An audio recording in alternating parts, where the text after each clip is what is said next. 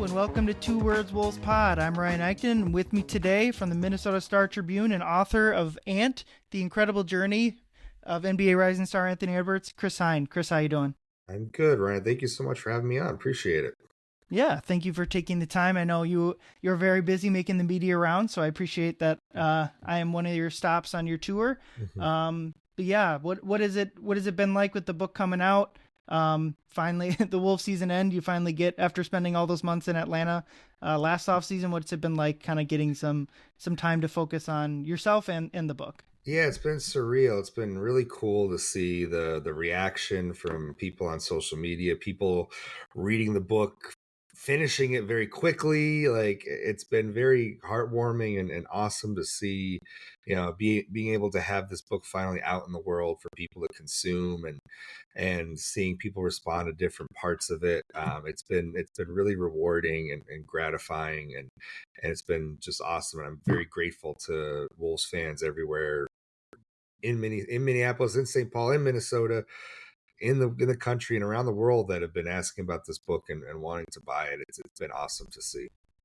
Yeah, I'm sure there's like a level of doubt that comes in, even like when you or I are like thinking about myself. If I write an article, there's always like, even if it's only taking me a couple hours to do it, there's a level of doubt halfway through that's like, who's gonna read this thing? I'm sure on a gigantic scale, it's like when you're in the halfway through the book or whatever. So I got to imagine it's a great feeling to get it done and then have it. Yeah. 100%. It's been crazy. Like it's just been awesome to see like people just tweeting the pictures at me and yeah, it feels like when you're doing it and then even there was like a couple month period where the book was done and I couldn't really make any adjustments to it. It was like, all right, well, we're just kind of waiting for it to come out now. And yeah, I never really thought like the day would actually come that like the book would actually be out and in stores and available to buy on Amazon, wherever. I almost thought like for a while I was just doing this for my own enjoyment. But now we've got people with books in their hands and reading it by the pool, by the beach, on planes, wherever. And yeah, it's been awesome. It's been awesome.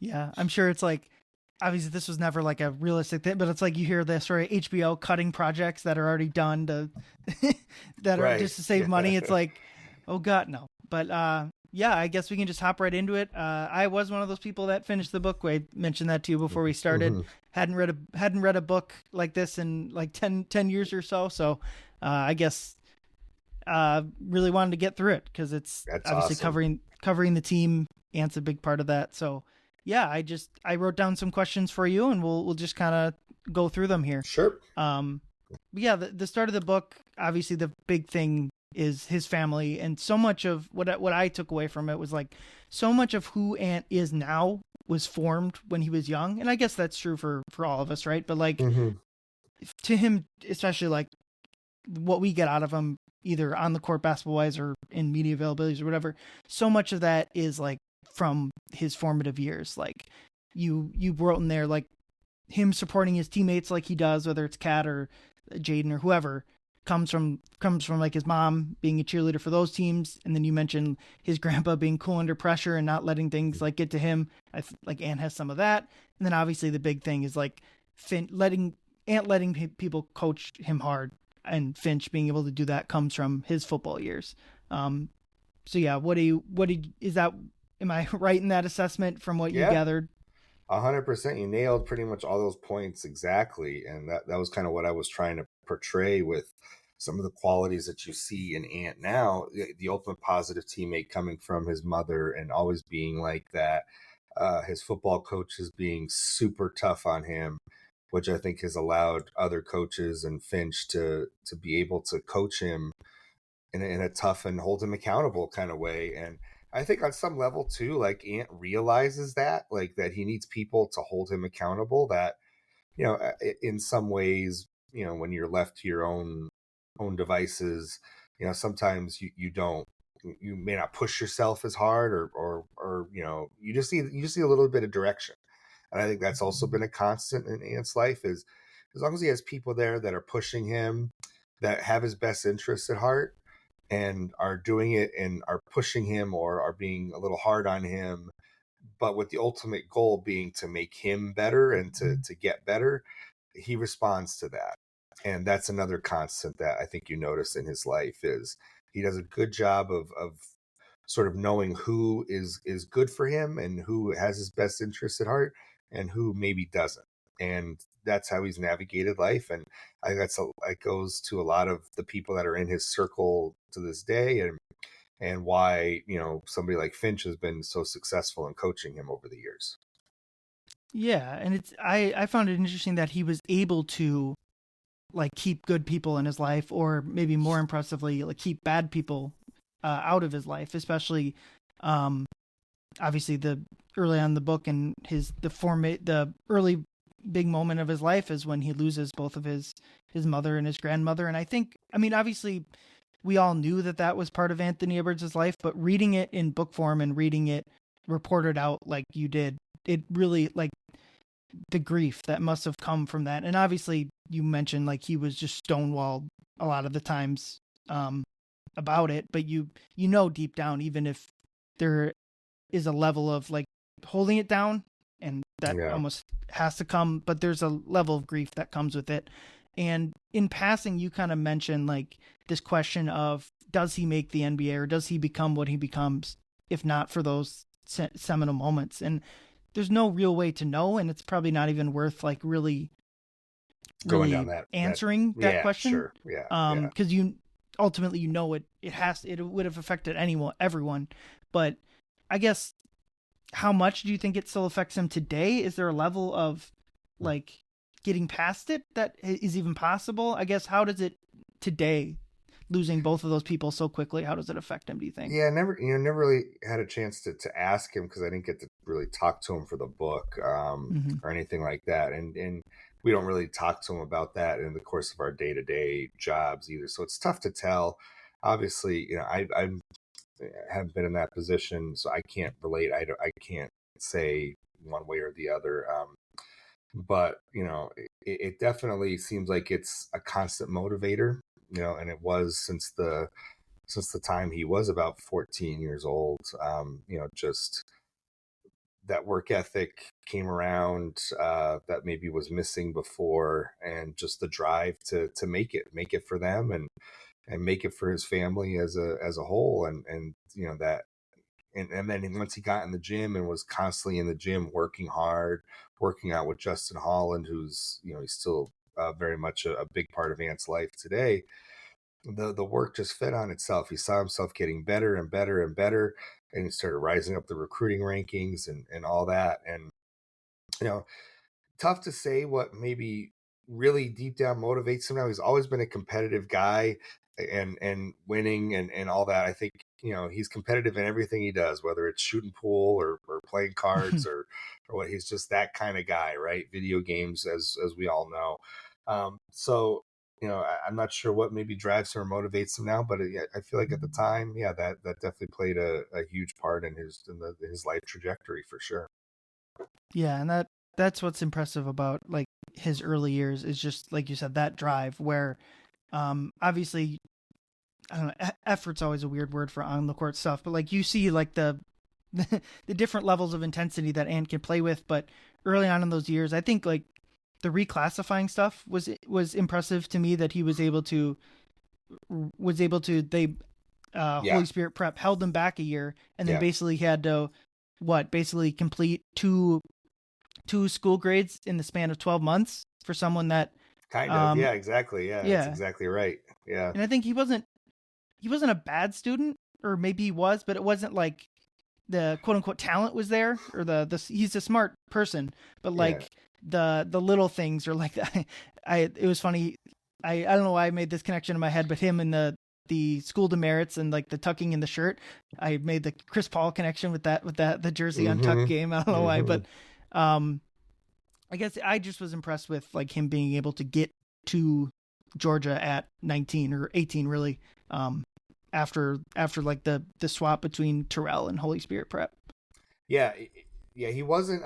He's a very smart person. It's like I think Rachel Little, who the registrar at Holy Spirit, who kind of guided Ant and really helped make that chapter of the book, she puts it very well. It's like, listen, Ant had basketball all the time, so school just naturally fell by the wayside. So Ant would do what he had to do, like to get by, essentially. Like you know, how much did he have? How much did he have to study for a certain test? What kind of grade did he have to get on a certain test or exam or whatever?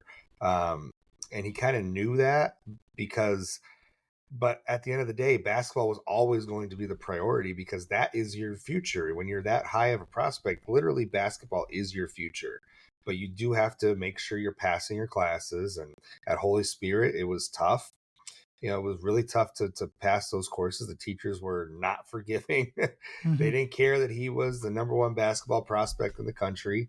So it was having the intelligence to know, like, okay, I have to spend my mental energy here and here, and I can devote this much time to this much time to that, because at the end of the day, he did have to be in the gym working, and he had practices and games and separate workouts and early morning workouts and late night workouts and transportation to and from places, and just, it's a lot going on for those 2 years that he was at Holy Spirit. So, just having the ability to compartmentalize and divide your time and mental energy accordingly is also a skill in and of itself. Yeah, I mean, I just think back, I'm sure you can feel the same way. Like me thinking back, me 16, 17, 18, when I know I valued my free time, still do to a certain extent, but like to like enjoying basketball that much and putting in that much work, that alone makes sense. But like to be able to do enough school wise or do enough family wise to be able to keep up with it is impressive. Another like personality interesting thing about Ant is you mentioned a lot of people describe Ant as like an old soul. Yes. And I think watching him, like at least for myself or as a fan, like you don't necessarily see that on the court necessarily as much as you would like meeting him personally. But then also like what's very clear is he's still young at heart too.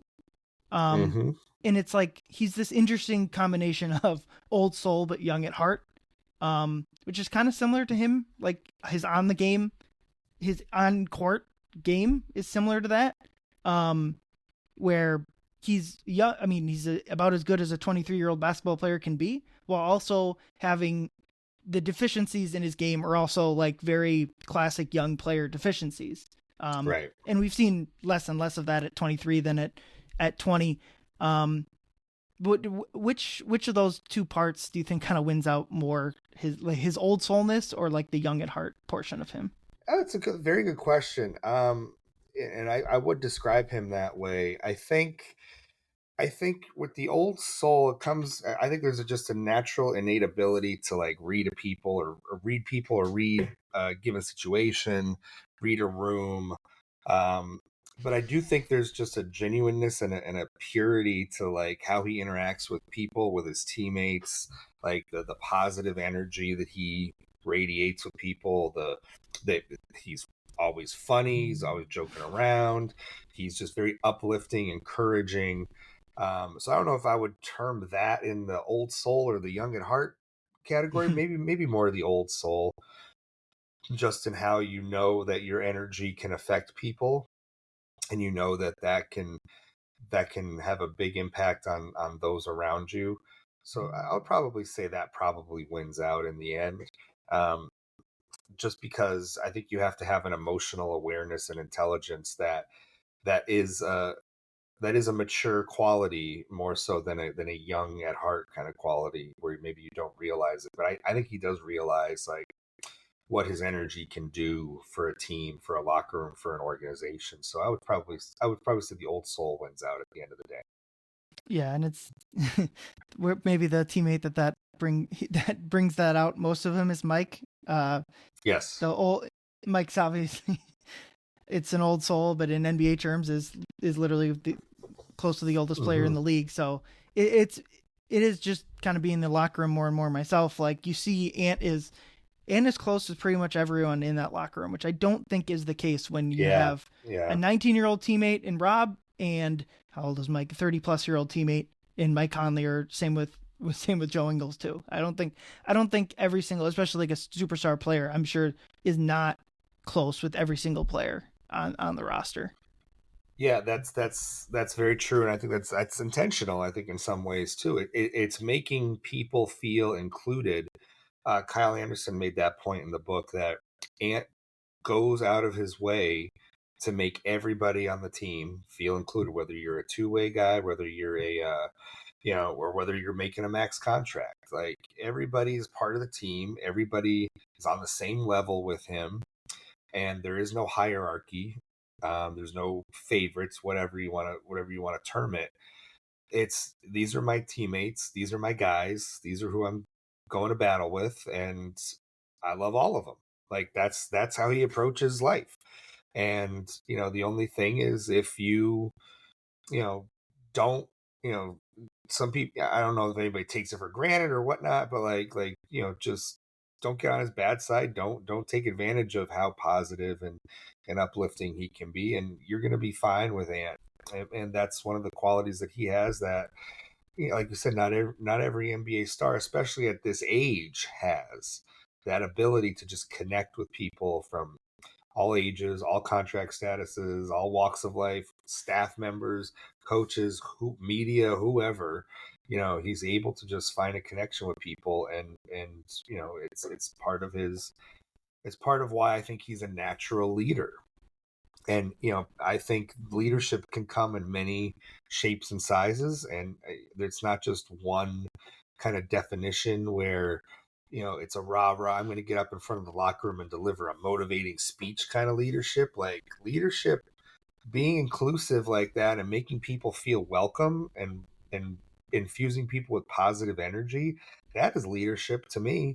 Like that's a big part of leadership, and he's always had that characteristic, even if he hasn't always been like the quote unquote vocal leader of a team, or the one that's trying to hold the team accountable in a huddle or in a halftime or what have you. I think we're starting to see that. We've heard stories of that throughout the year, that has been coming around in a big way, that sort of leadership.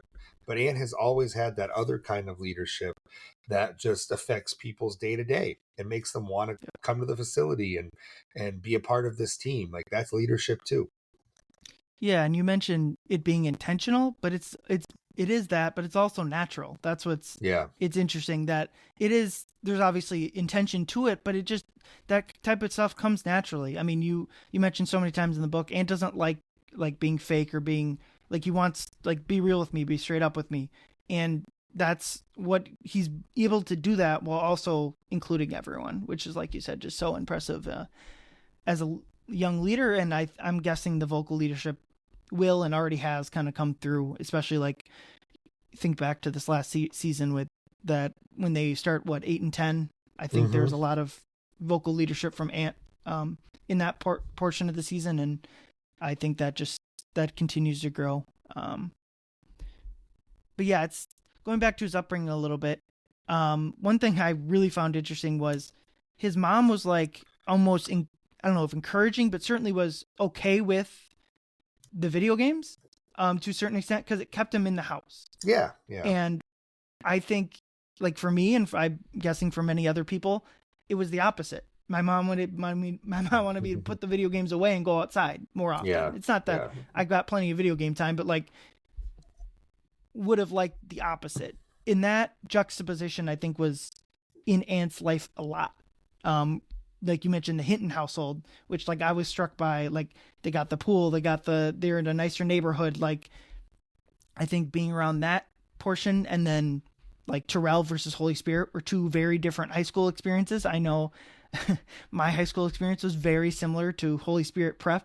I went to a private Catholic high school with the uniforms, and you mentioned a cookie break. My high school was, at least inside the walls, was known for the cookies. We're very good there. So I'm certainly more experienced with the Holy Spirit prep side, but I think all throughout Ant's lifestyle, and especially as he gets older and the NBA career kind of becomes more obvious that it's going to at least get a shot at, but the juxtaposition between his upbringing and kind of the more opportunities he got was interesting to me.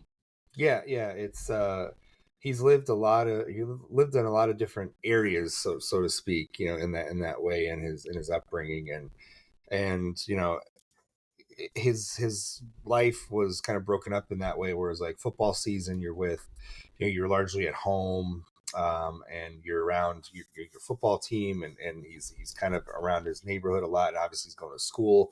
That's the fall and winter months, so that's school. So you're going to school every day as well, and then summer, springs and summers, more basketball focused. AAU tournaments, traveling tournaments. So he was spending more time with, the Watkins family, or as you mentioned, the Hinton family, kind of in the northern suburbs Mhm. of Atlanta.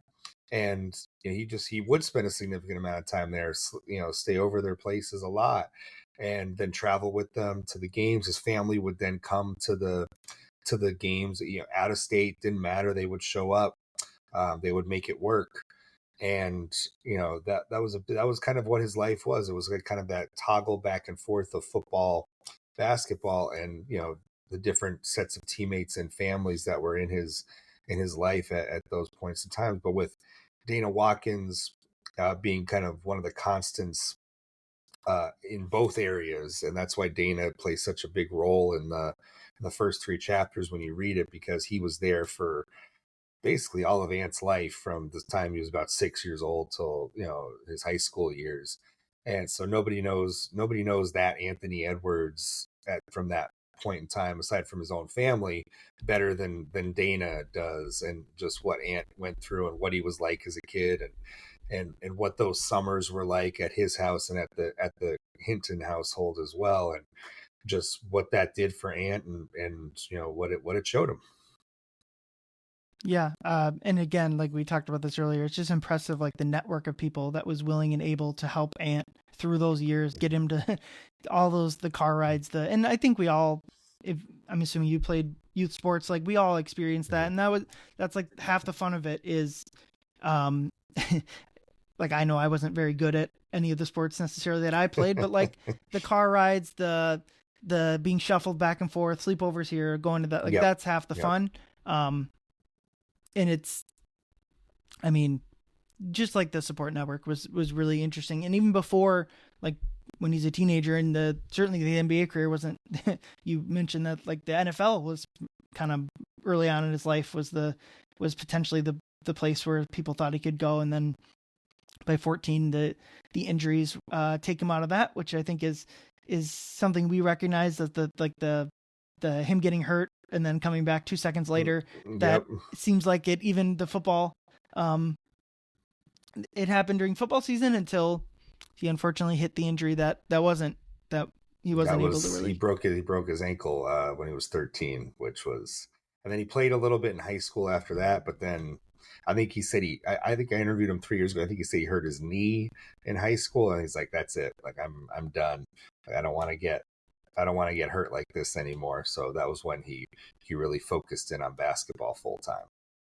Yeah, I mean, hey, it makes sense. As someone who didn't really play football, I wasn't my cup of tea. But yeah, moving on to his college years, I guess knowing Ant, it's not surprising he stayed home for college at Georgia, Mm-hmm. and it did seem like Georgia was trying to build something with that. They got a bunch of like NBA quality prospects at that time, and who knows how they were able to get. You never know with that, especially that era of college basketball. I know, like ask Nas what he was got to go to LSU. He got 6 figures allegedly to go to LSU. But I guess, was there anything you found, like what was his reasoning for staying at Georgia? Was it simply just staying home? I did look up like who that Kentucky team was. It seemed like that.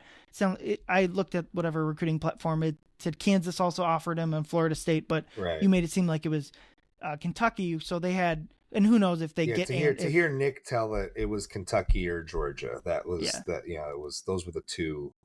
He wasn't really seriously considering anybody else. It was either Mm-hmm. Kentucky or Georgia. But yeah, I think to your point, yeah, it was the home factor. Yeah. It did help him. It did help that they were about an hour away from Georgia. His sister had just had a kid. Like Antoinette had just had her son, his nephew, and so I think he wanted to be around for that a little bit as well. I think that played into the decision to stay home. So just to be there one more year essentially for the family. And Tom Crean kind of said as much. It's like, we sold that. Mhm. It's like, your life is going to change after your 1 year of college. You're probably going to be living away from home. You're not going to, you're not going to be in Atlanta most likely. So you're going to have to move this and that, but you don't have to move right now. You can have Mhm. one more year where you're around your family, you're around your friends, and you're able to just have this year of development of playing in college, but you have one more year before you really have to make the clean break. And, that's what Georgia sold him on. Yeah. It makes sense just reading the book, obviously, and knowing Ant that he'd want to stay home. I mean, it's only what 6 years after the loss of his family. Like, Yep. Yeah. you'd imagine like that is a big thing. I did look up. So Kentucky, their team that year was Emmanuel Cookley, Nick Richards, and Tyrese Maxey are the NBA guys that eventually came over. Who knows if they get Ant, if one of those guards is on the team, but imagine that's a pretty that's a pretty good team. There, I did some research on like his college career, that the Maui tournament that you talked about. First thing I noticed on those calls was Bill Walton on the call. So that the late great Bill Walton always called those Maui tournaments. That was great. And then the game before, you didn't talk much about the Dayton game, but that's an Obi Toppin. That is a really good Dayton team. It's too bad that the COVID kind of struck out that NCAA tournament. Because that Obi Toppin Dayton team, and Will Sands are plenty familiar with Obi Toppin and his that's right, his heroics. Yes. Yeah. So it was, that Maui tournament was big, and you mentioned, I think you touch on it, but like them being down to Chaminade is a big deal. Like, that's a D2 school that's only playing there because they're the host, and right. It would have been nice, like, obviously, like, Ben Simmons doesn't make the tournament with LSU a few years prior, but it would have been cool to have some Anthony Edwards March Madness highlights, and that team just never really got it together. Yeah, it's unfortunate. That Chaminade moment was a big moment because he checked one of his teammates after the game, as you can read in the book there.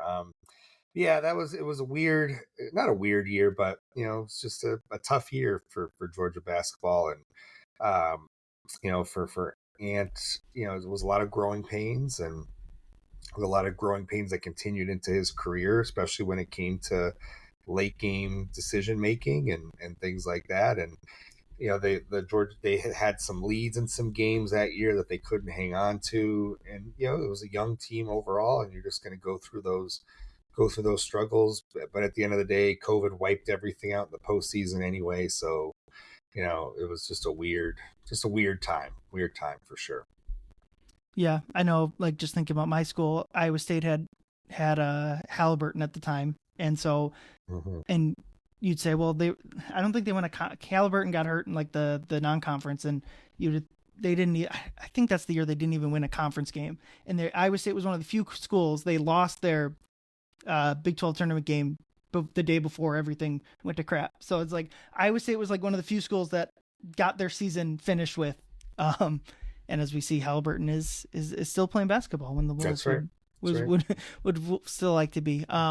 We can talk about that 2020 draft process. I think one thing you hit home is just how much COVID screwed up just everything in terms of talent evaluation, draft prep from Ant's side.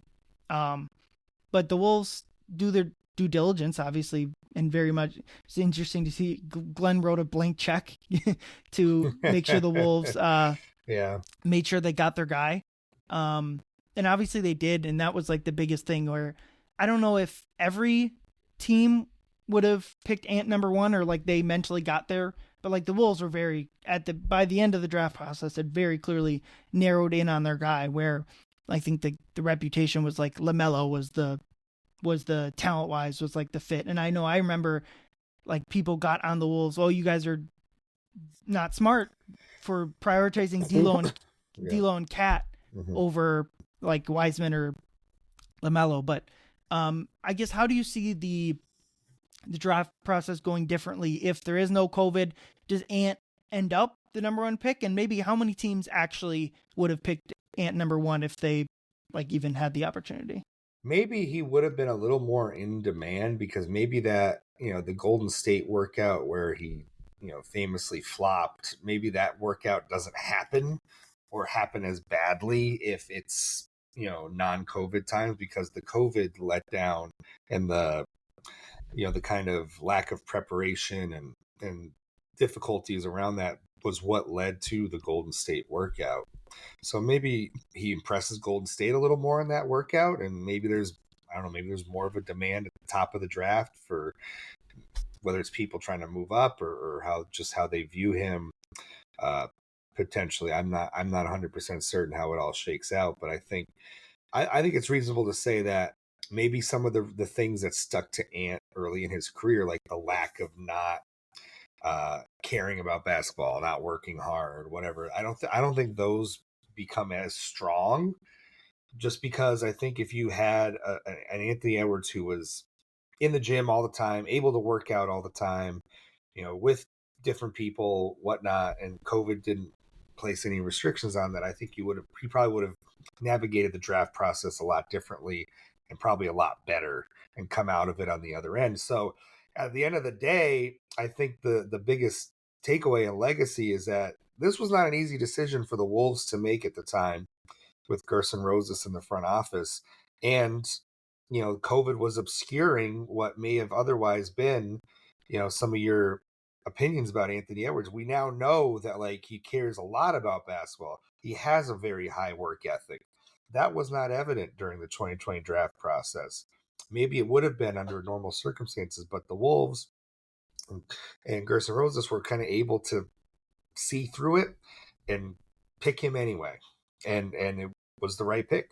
But that just added kind of another layer of noise that you had to break through to make the right decision. And they did. Yeah, it was nice going down the memory lane with Gerson and Ryan Saunders, Mm-hmm. just because, like, I mean, obviously that it ended abruptly with that regime, especially Mm-hmm. Gerson. But yeah, I mean, the Wolves aren't where they are without, like, the quality selections those guys made. I mean, Nas, Jaden, and Ant, like, pretty much the core of the team right now, were all Gerson people originally, and obviously the current administration has renewed all three of those guys, so it's not just them. But I guess, why do you think that football story stuck so much? The I don't like. Right. Yeah. That ESPN story. Yeah. Yeah. Yeah. It's a good, where Ant said, like, I like basketball, but it's Right. only what I do, whatever that quote exactly was. I don't know. It's a good question. I don't know why why that one quote stuck so much. I guess maybe because there were these pre-draft whispers that he didn't work hard. So this was just maybe confirmation from himself that maybe some of that was true. Maybe that was part of it. I don't. And it wasn't just during the days leading up to the draft, but that seemed to stick with him a lot in the first year or two, and he had to really dispel that. So yeah, I don't know. Sometimes quotes take off and you don't know why, or why a guy says a certain thing and it ticks people off. I don't know. I don't know why that one quote really made so much noise. Obviously, it being an ESPN story, added to the focus that was put on it. But yeah, I'm not sure. You never, in this day and age of the internet, I don't know why things do and don't go viral. So Yeah. Sure, and I think you did a good job, like, explaining why that quote happened, in the sense of mhm. that was at the end of, they had delayed the draft twice at that Yep, point. yep. And I think we see this, like, he was just tired of it. He was tired of the questions, and I don't know if he lied is obviously the wrong word, but he exaggerated.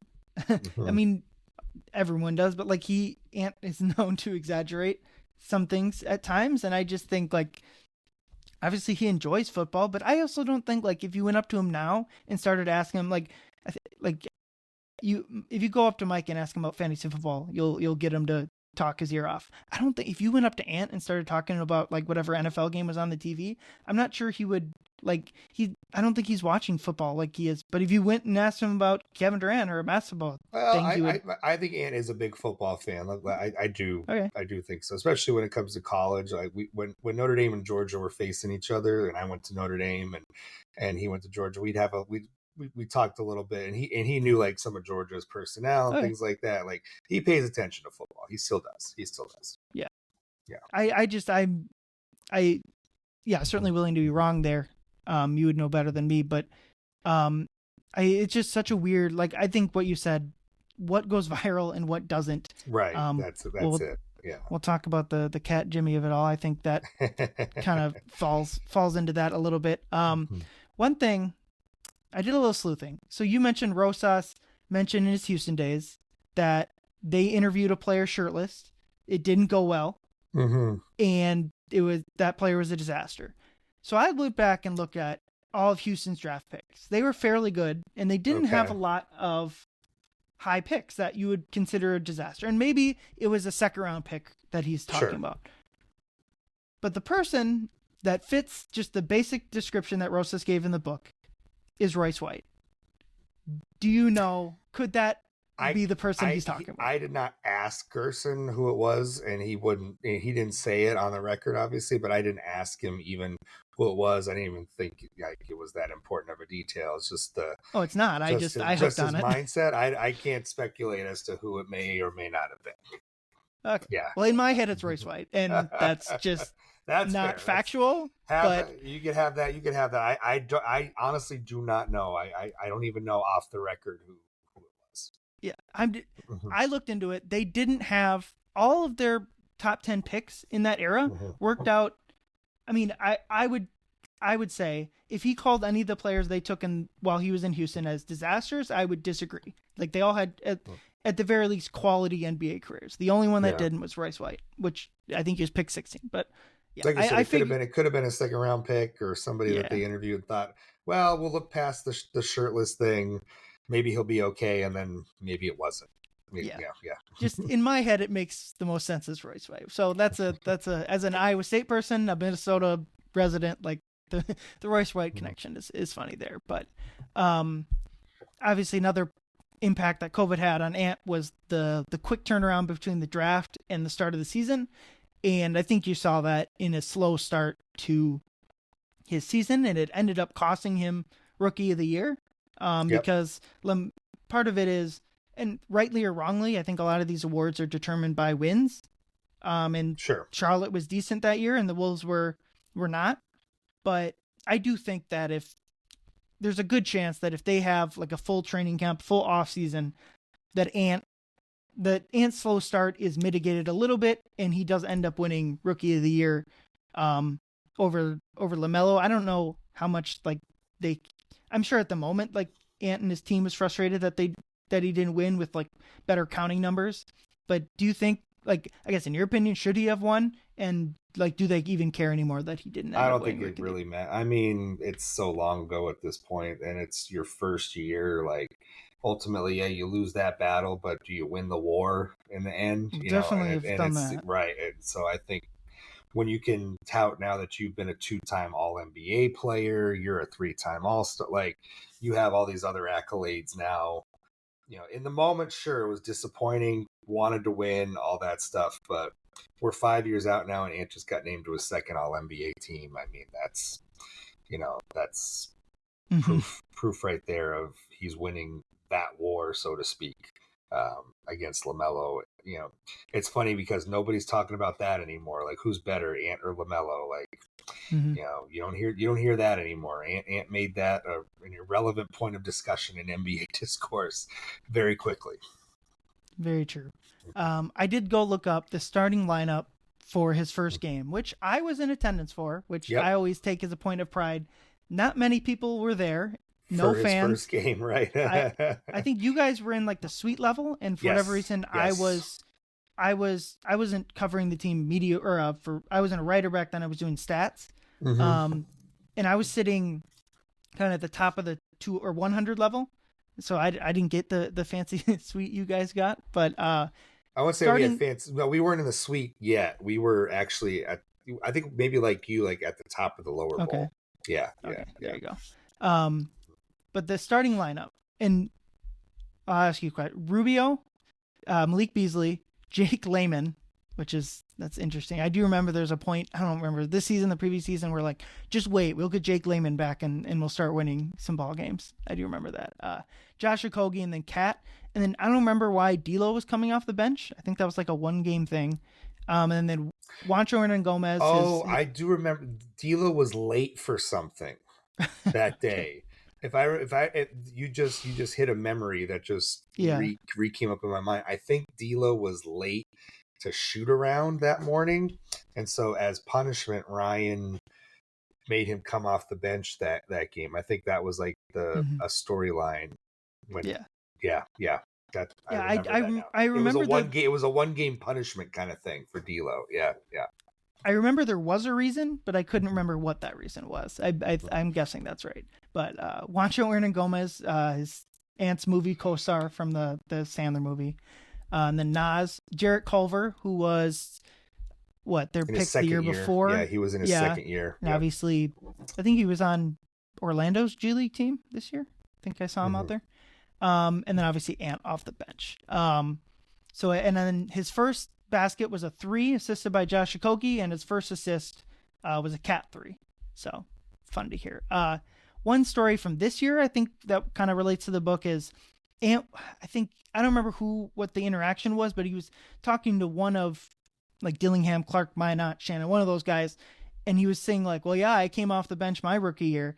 Yep. It's just like, I just remember us, I think it was probably in the media room after, we were like, yeah, but Ant, you were playing 25, 30 minutes still. These guys are getting 12 minutes and don't play every night. It was interesting to see how much he disliked coming off the bench. Yeah. I mean, he put on a good face of it, and he didn't, publicly complain. But that's the competitor. And listen, a lot of NBA players are like this, like especially early in their careers. Like, they think they should be starting. They think they should be getting 35 minutes a night. They think, and he was no different. But what was different, I think, was that he didn't let it boil over. He didn't let it affect his relationship with his teammates or with Ryan, or he would just, maybe quietly seethe. But that's also kind of, again, it's life in the NBA. When guys don't feel like they're getting the minutes or the playing time that they do, they have to deal with it in a certain way. And I think also people just expect that in the NBA, especially out of rookies. And that was, that's part of the coaching staff's job and the front office's job to explain X, Y, Z. It's like, well, here's why you're not starting just yet. And it's because of this. Now, again, who knows with a full training camp and stuff like that. But, as you see, and as we knew at the time too, Ant was very unpolished, and, he was going to be making a lot of mistakes, and he was going to have wild variance in his shooting performances, and that necessitated a more inconsistent amount of minutes. So some nights he'd have it, some nights he wouldn't.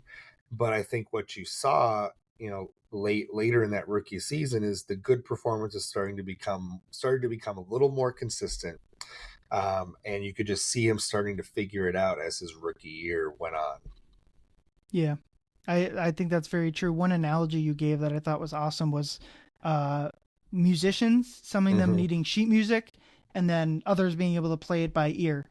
And I think Ant obviously leans more towards that sheet music side, where you need the notes, but I do think, and like just watching, for instance, like Shea in the finals, I think certainly now at his point of his career is more like the being able to play it by ear, just being able to know what notes you got to play.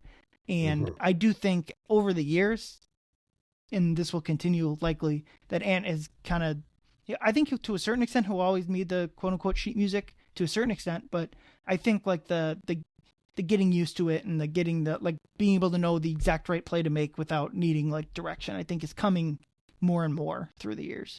I think you're right. I think he's starting to grasp it and get it more. I think you saw some growth in the postseason with that, not just late game situations, but overall. It was an interesting postseason for him because he didn't have the big scoring spikes that we're used to seeing from him, 35, 40-point games in the postseason. Even if the Wolves would lose games, he might still score 40 and play really well, like he did in that Denver series 2 years ago when they lost in the first round.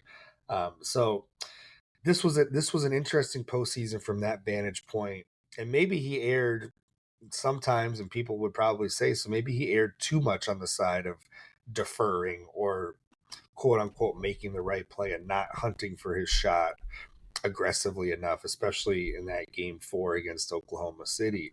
But I think when you view like this postseason, to your point about kind of the larger arc of his career, what he's learned about making the right plays, reading defenses, I think he's doing it at a much higher level now, and knowing what's required of him. And I think that's only going to pay dividends down the road, because now he's just gaining more and more institutional knowledge, and having more of these experience to draw from as he gets older and starts reaching the physical peak of his career. He'll also just have a wealth of knowledge now and experience to draw from to match his growing physical abilities.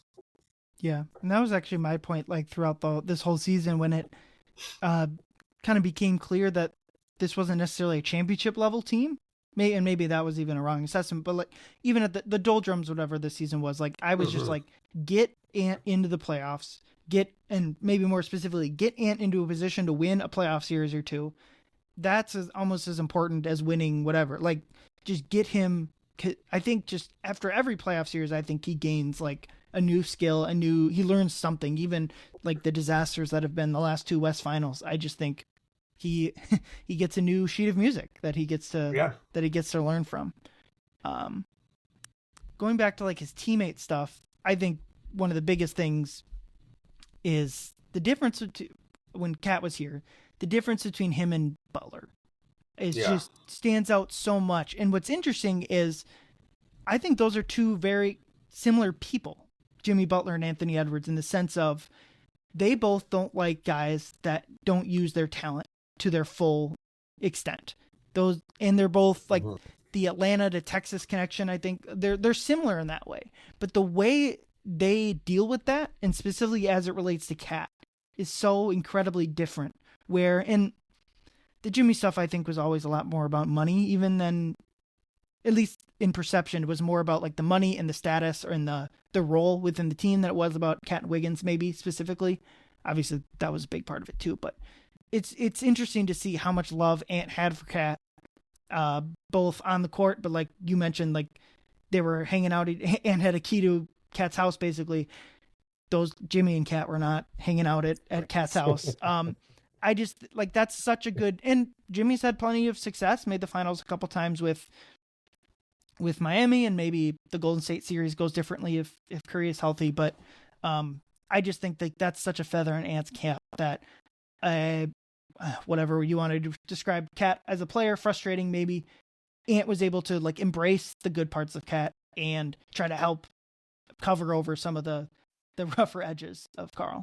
Well, that's just it. It was recognizing that, yes, nobody's perfect.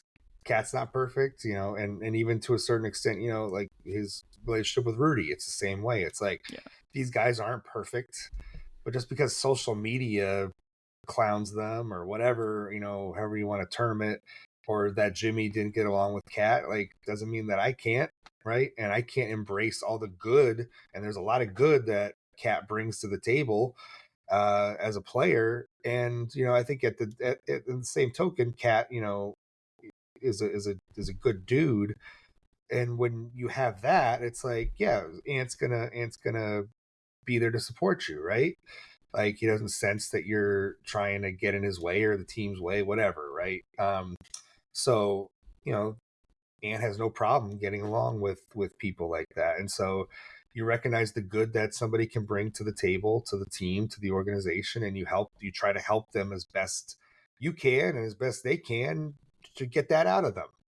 And that, I think, was his relationship with Cat, and Cat, to his part, he said that he always wanted to show Ant, like, kind of what it's like, the different challenges of being like a max guy, a franchise level guy, didn't try to stand in the way. And sometimes, ego and stuff like that can get in the way.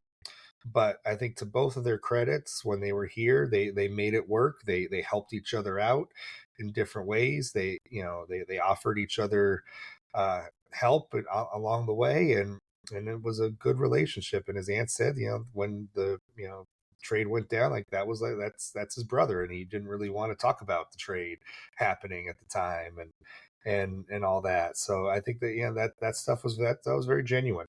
Their relationship was very genuine in that way. Yeah. The last chapter of the book is about the Team USA experience, winning gold out in Paris, and a lot of that is about Durant. And I think that's going to be a big topic here, the Kevin Durant part of it here locally. I have a few quotes from your book. I miss Ant every day. He said he'll learn to open champagne soon, which I believe wasn't about literally opening the champagne. I believe that Durant feels Ant is a championship quality player. I'm assuming that's what that mostly meant. And then it feels like he's part of his family. Well, so Durant and Ant obviously have a big admiration for each other. Childhood for Ant playing as KD in 2K, I can say Durant is a phenomenal 2K player to use. Yeah. But, well, here's what I'll say. Well, if you don't want to miss Ant every day and you want Ant more part of your family, one way that could happen is Durant ending up in Minnesota. And obviously, I don't think any of us really know how that'll go. I think we can both assume that the Wolves front office is going to try to make that happen. I guess I would ask you, do you feel like that would be a good pairing if Durant did end up in Minnesota, and like would that be a smart decision without knowing if it's possible or what the return would be? Yeah, that's the $52 million question, or however much Kevin Durant is making in the final year of his contract, right? Because obviously, no matter the cost, you're going to have to match that salary and figure out a way to get Kevin Durant here. I think, and I'm just going off the vibes from the end of the season and just the general tone around the organization and seeing the two teams that are in the finals right now, I think the Wolves' success in getting to the Western Conference Finals, the Thunder, the Pacers in the finals, 3 of the 4 teams that are left standing right now, is a testament to having depth on your team. And I think you have to think long and hard, if you are the Wolves, about sacrificing some of that depth for Kevin Durant. I think they have to think long and hard about it if the opportunity presents itself. I think, as you mentioned in the book, Kevin Durant speaks glowingly of Ant and how close they were and how much he loves Ant. So I don't think, like if a Minnesota trade is on the table, I don't think Kevin Durant is going to be like, don't send me to Minnesota, right? I think he's going to want to come play with Ant. I think that much is evident. I just think from the Wolves end of things, who knows? And here's the other thing to maybe keep in mind. This is the last year of Durant's deal. He's a free agent after this season. And I believe he has said on the record, I don't know if it's on the record or if he has said, or if it has been reported through anonymous sources, that if he feels that he has a chance to win somewhere, and he's a free agent, he will take less money, right? Or a significantly reduced salary, maybe in an effort to win. So if you're the Wolves and you kind of know that Kevin Durant has that relationship with Ant, maybe you just wait a year, right? Maybe you wait for him to become a free agent, and maybe he wants to sign in Minnesota, right? You know what I mean? Like, Yep. And maybe you don't have to give anything up, and maybe you can sign him for, a low dollar amount, relatively low dollar amount, and you can make that work, right? So maybe that's also an avenue of, maybe you punt on it a year and you get Kevin Durant down the road, but you don't have to give anything up or not much, however the deal would work out to get him as a free agent a year from now. So who knows? I don't have really too much inside intel on as Mm-hmm. to who's in the running, who's most likely to get him. But I do think the Wolves would have to think long and hard about the depth and what that would mean long term for them and the team that they're able to surround Ant with 3, 4, 5 years down the road to make that move. And right now, the organization has signaled through the Cat trade, through re-signing Rudy at a lower rate than his player option, is like they are thinking long term here. Yeah. They have a long term vision for how competitive they want to be around Ant moving forward, and so it all depends on the cost and what they'd have to give up, obviously. Um, but I don't think they're going to undervalue what the depth of this team meant to its success this year. Yeah, and like just kind of playing around with the trade machine and thinking about like what is the most simple Durant trade. It'd be something like if Randall opts in, it'd be like Randall, DiVincenzo, and excuse me, some sort of future capital, whether it's the Detroit pick or Dillingham. I think those Randall and DiVincenzo don't quite meet the money, so you'd either have to add some more money on top of that. But like you said, Yeah. I don't see a trade that doesn't involve like basically DiVincenzo and one of the two, or maybe Nas and a sign, whatever, one of the three bigs. So it's got to be some sort of 2-for-1, and that, like you said, that dips into your depth. And what is the balancing act between that and adding a Hall of Famer to your team? Correct. So that's exactly what they have to ask themselves. And what is the cost? Like, do you have to give up Nas Reed in that scenario? Is he the final piece that would make a deal like that work? I don't know. And are you willing to part with him? Are they going to insist on having Jaden McDaniels as a part of the deal? Well, then it's done. Right. Then you're probably like, okay, well then the Wolves should definitely be out. But who knows? That's what I mean. Like, we don't know what the negotiations are. We don't know what's on the table, what's not. So yeah, but I do think the Wolves are going to be very cautious in how they view that move vis-a-vis their depth. Yep, I agree. It'll be interesting to see. I mean, I don't know, maybe, like you said, if Durant wants to come here, there's a level of, like, forcing his way here, but I think Phoenix is in such a tough spot overall that even if Kevin Durant makes some sort of power play, it's hard to see. And he'll be like I said, he'll be a free agent after this year, so he'll have all the power in the world to determine, where he wants to go after this next season too. So there is that. Yeah, I guess Rudy would be the other player that could potentially go out there, and I know Phoenix wants the center, but he's probably has the least trade value of like the three Wolves bigs, especially if Randall opts in. I don't know. It's probably not worth. Well, we'll see what happens. I think the first dominoes will be at the end of the month when those player options are officially announced between Randall and Nas Reed. Yeah. That definitely, we'll know going into free agency kind of where those guys stand and where the organization stands along with them. And, the one thing that I always like, if they opt out, everybody do not panic, especially with Nas.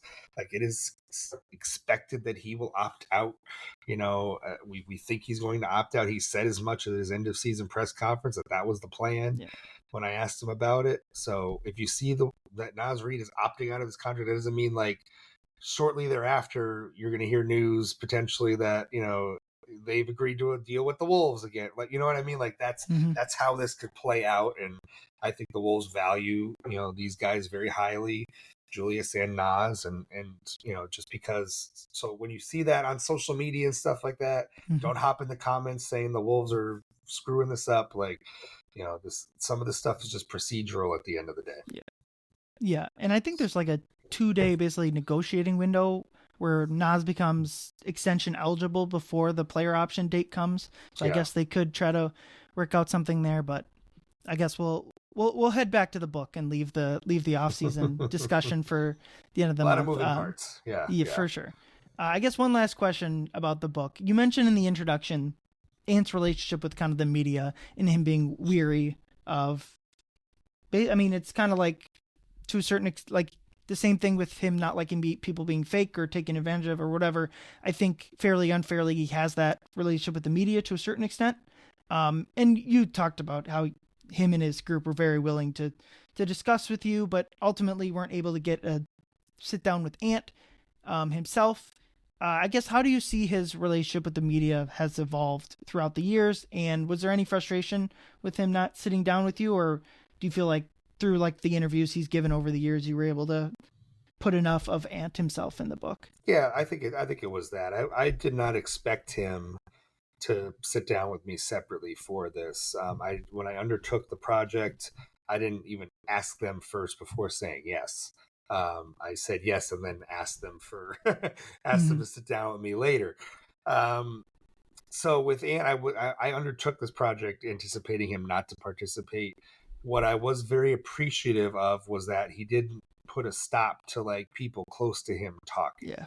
and that can happen in these situations and has happened with people that try to write biographies of other people. So I'm very thankful that he was encouraging of it when I initially told him about it last summer, and that he didn't stand in the way of me talking to some of the most important and closest people in his life, that everybody was on board with it, and I hope they enjoy the result. And um so I'm very thankful for that. As for his relationship with the media, I think it's up and down, hot and cold, whatever. Mm-hmm. I, but I think when Ant, what I always appreciate about Ant is that when he has something to say, and he's very candid, and I think we appreciate that about him. He says what's on his mind. He doesn't really hold back. Uh, Especially this year, as the team was going through struggles, he didn't try to shy away from it at times. He didn't try to just paper over it with a cliche. He would say, yeah, we stink right now. We can't talk to each other. We can't do this. We can't do that. He's very candid and open and honest with us when he does talk. And so I think we're appreciative of that, because we like that.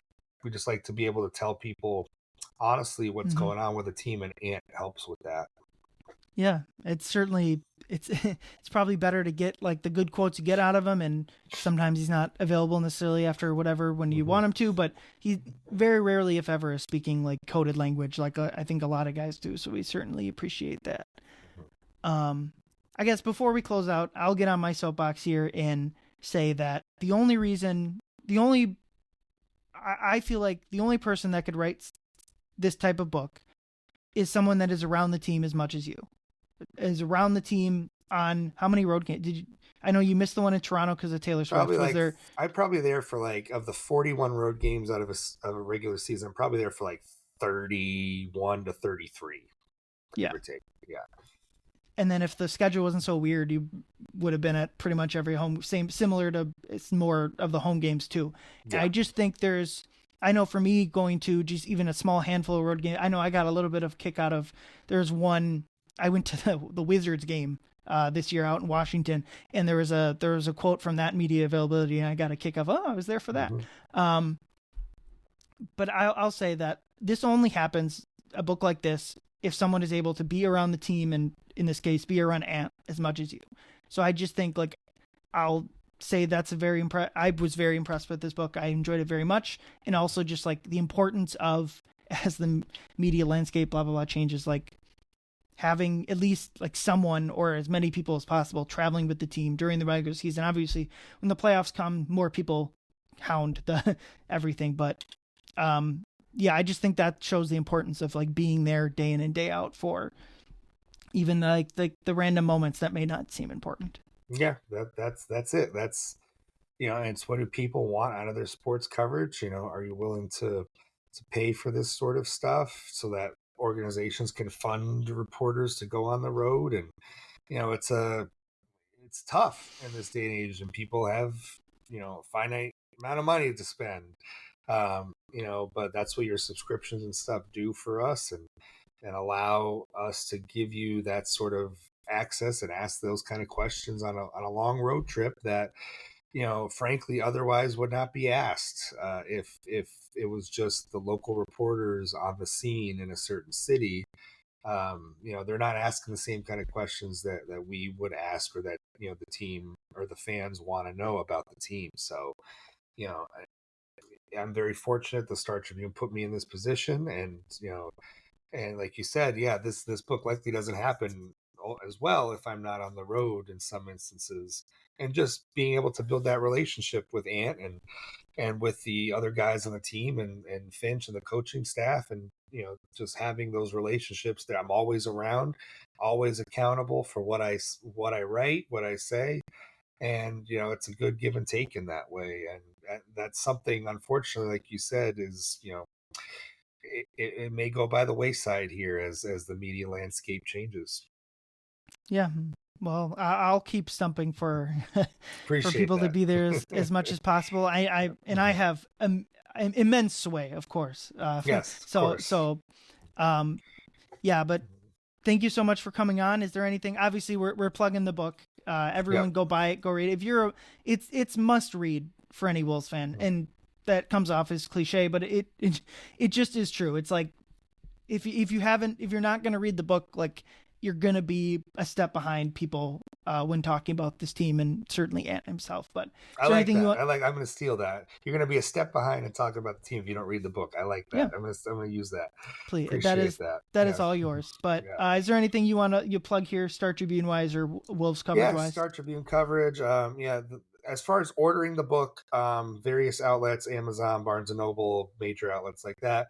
But local bookstores in Minneapolis have them as well. So if you want to support your local independent bookstores, they have them as well. I have an event coming at Majors and Quinn in Uptown on the 18th.